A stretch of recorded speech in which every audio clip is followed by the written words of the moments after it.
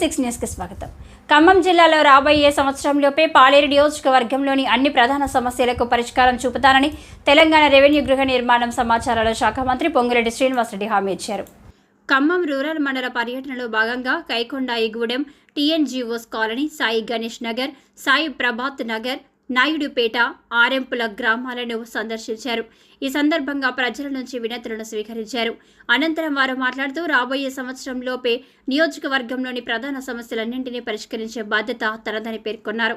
రాబోయే 3 సంవత్సరాల్లో నియోజకవర్గంలోని అర్హులైన పేదలకు ఇల్లు ఇచ్చే బాధ్యత తనదని, తమ హయాంలో అర్హులైన వారందరికీ రేషన్ కార్డులు, పెన్షన్లు ఇస్తామన్నారు. లింక్ రోడ్లన్నీ పూర్తి చేయిస్తామని వారు తెలిపారు.